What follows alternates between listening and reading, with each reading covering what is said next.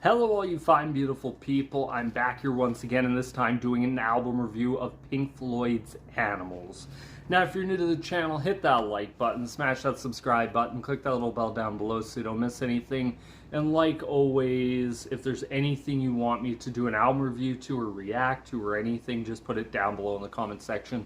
I try to get around to everybody's suggestions, and like always, just really for the most part in these, I just talk about the albums. There's gonna be no music in them or anything, so let's see how this goes. If there's anything you think I can do better, just put it down below in the comments section. Now, Pink Floyd's Animals was released January 21st, 77. Its genre is progressive rock, features David Gilmour on guitars, Roger Waters on bass, Rick Wright on keyboards, Nick Mason on drums. Tracks are Pig on a Wing Part 1, Dogs, Pigs 3 different ones, Sheep, and Pig on a Wing Part 2. Now this is coming off the very heavily successful Dark Side of the Moon, Wish You Were Here. This is continuing, and as Pink Floyd starts going and getting more and more success, they also become a lot more guitar heavy. Wish You Were Here, at least in my opinion, is probably up to that point their most guitar heavy album. This is even more guitar heavy than the previous albums that they've done. Now it starts off with Pig on a Wing Part 1, which is a sort of acoustical ballady type song. I love how it showcases Roger Waters' softer vocal side. That's one thing I like about Roger Waters, is when he's very soft vocally.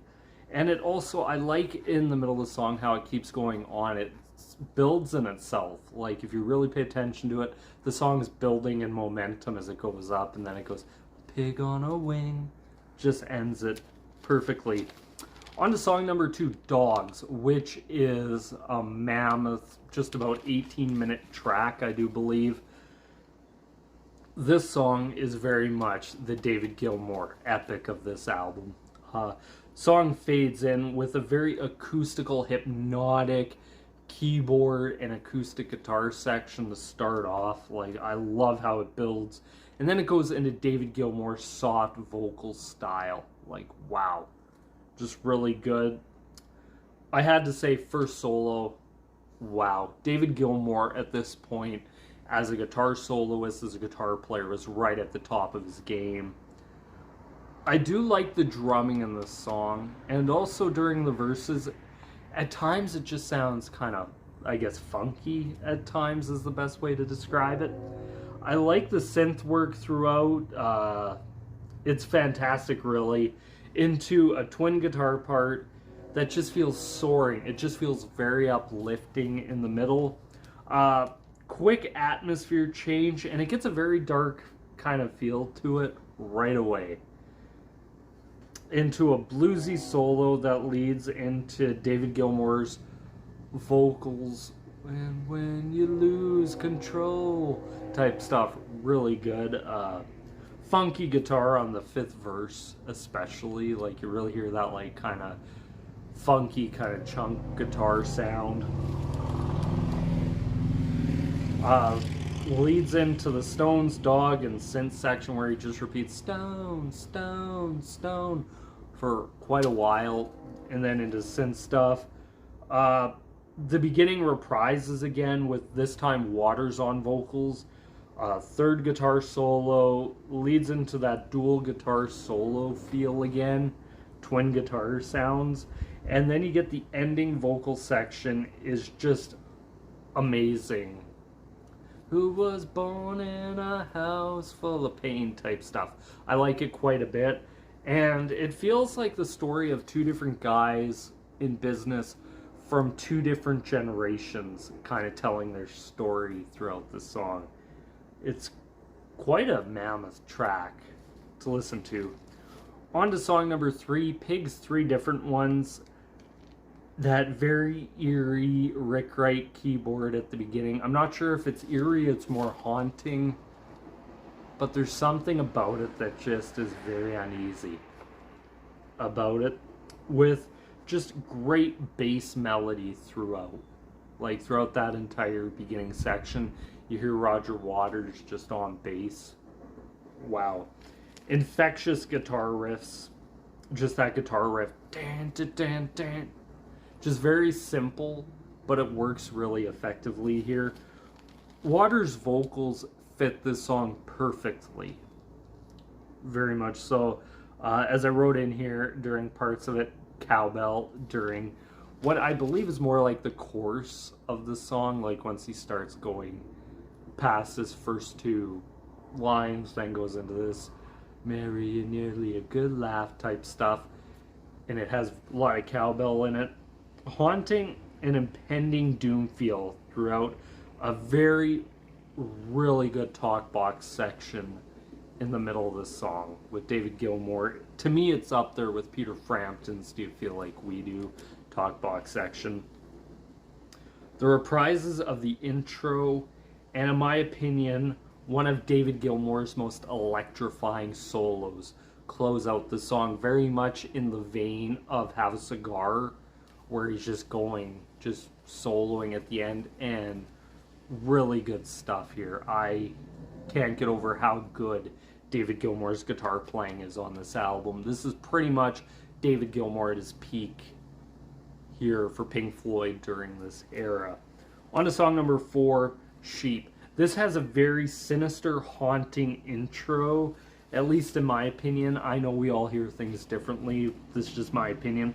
One of Richard Wright's best keyboard intros to a song. I love the intro to Sheep. Very subtle bass underneath, where it's kind of taking that up. Uriah Heep fans would know with the song like Stealing, that same kind of bass line underneath.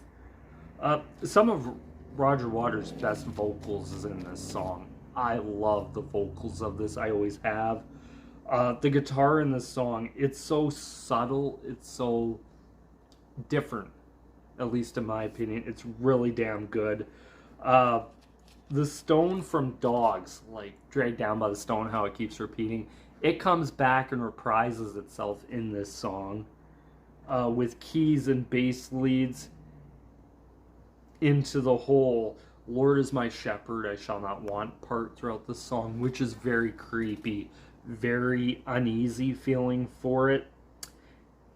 Back to Roger Waters' vocals. Wow.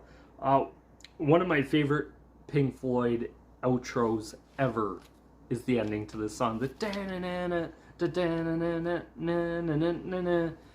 It's one of those where it's so basically simple. It's just a chord progression. But the way they do it and they play over top of it is so good. Like, it doesn't have to be like this amazing guitar solo to be a great outro. And it's just so beautiful and just so uplifting, that ending part. It's really interesting listening to it again and how it sounds. Pigs on a Wing Part 2 once again carries off where Pigs on a Wing Part 1 was. It's a great way to bookend an album. Start off with this acoustical ballad, end with it. Really well done. Very much like Wish You Were Here did with Shine On You Crazy Diamond. Shine On You Crazy Diamond is a way to go about it. And once again, Soft Waters vocals throughout builds, and I like how it's a very great way to end the album off. It's kind of, I guess if I could describe this, like, lyrically, it's a very modern version of Animal Farm by George Orwell. Takes a lot of those themes. That's where Roger Waters got his inspiration for this whole album concept.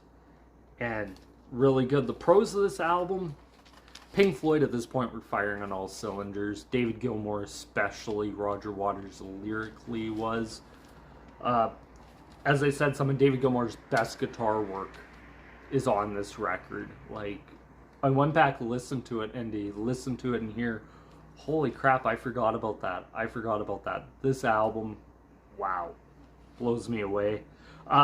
Some of Rick Wright's best keyboard work, even though very minimal, some of his best work is on here. Like, you listen to the songs, how they flow. He gets time to showcase and do what he does really well. David Gilmour gets time. And that Roger Waters' best vocal performance in Pink Floyd, I think, is on this record. This is very much a heavy Roger Waters record. Some might say as best as The Wall. I actually prefer this over The Wall. very much so, for his vocals. And another great pro to this album is it's the perfect length. It's not too long. It doesn't overstay its welcome. Even Dogs doesn't overstay its welcome for as long as it is. Like, to me, it just flies right by. Is there any cons from it? I wish there would have been a little bit more David Gilmour vocally on this album. But I think that's very much a minor nitpick to it. Like, even switching up Pig's 3 different ones, if there's a way to get David Gilmour, like Roger Waters sings the "Hey you, haha, charade you are," and then get David Gilmour singing those choruses. I wonder how that would have sounded in its entirety. If I had to give it a rating out of 5, I have to say right off the bat, to me this is a perfect record. Very much so, 5 out of 5. Like, I could listen to this album all day long, not skip a song. It's really damn good. Highly, highly recommend. To anyone out there watching this that hasn't heard Animals, you have to go out of your way to listen to this record. Even if you're not used to long length songs, listen to it, because it doesn't feel, at least to me, doesn't feel very long. But anyway, that's my thoughts and opinions and review of Pink Floyd's Animals. I'd like to know, what do you guys think of Pink Floyd's Animals? Do you like it? Do you hate it? Kind of different about it? Please let me know down below in the comments section, like always. Once again, thank you guys so much for watching. This is me here signing out. Peace.